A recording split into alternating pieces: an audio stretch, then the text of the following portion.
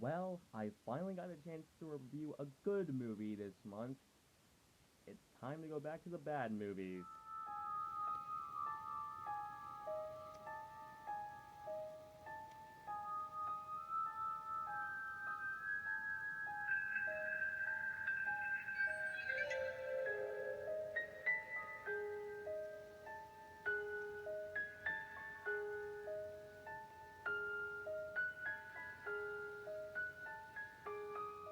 Hello, everyone, and today I'm taking a look at both The Dead Don't Die and, of course, In the Tall Grass. Now, you're probably wondering, Sean, why are you reviewing two movies in one?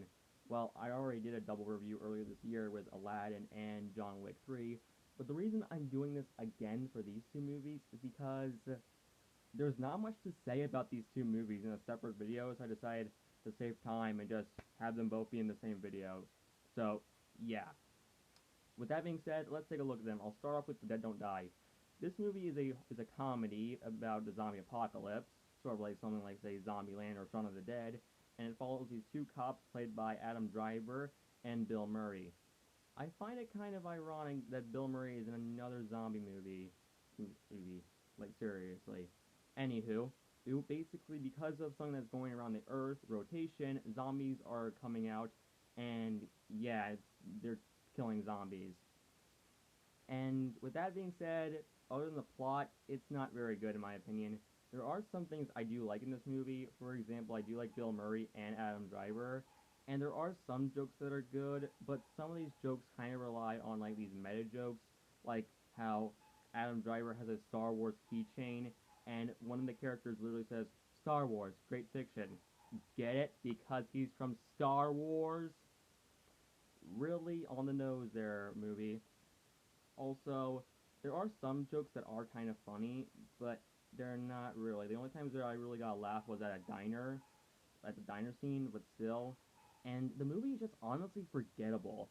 I haven't seen Zombieland, but I have seen Shaun of the Dead, and that is a good horror comedy movie involving the zombie apocalypse. So instead of watching The Dead Don't Die, just watch Zombieland instead. And yeah, overall, there's not much to say about this movie other than also the fact that they literally play the song "The Dead Don't Die" that was created for this movie over and over and over again in the movie. Like seriously, they play the song like every 10 minutes, and it gets really old really fast.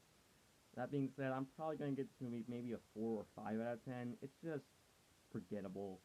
And now we have In the Tall Grass, another Stephen King adaptation, but this time it was released on Netflix. And unlike It Chapter Two, which was great, this movie is like the Pet Cemetery remake. It's just not good. Good. In terms of the plot, it's basically another adaptation of one of Stephen King's books about these two people who go into like this grass field and are lost, and then they meet and then the girl meets her old boyfriend, and yeah, it's I barely can remember the plot of this movie. I watched the movie the other night, and I still have trouble remembering the plot. It's that forgettable. In terms of stuff I liked in the movie, the first 40 minutes are pretty good, and the cinematography is pretty good, and I like a couple of the characters, but it's just boring. Literally, I'm not even joking. Especially with the whole back and forth time jumps and stuff, it made the plot confusing. I was just like, what's going on? Seriously, this movie is just not very good. I'd say this is probably the weakest Stephen King adaptation this year, and yes, it is weaker than the Pet Cemetery remake, but it's not. But it's still just eh. Overall, I'm also giving this movie a 4 out of 10. It's just not good, and I probably won't even watch these movies again.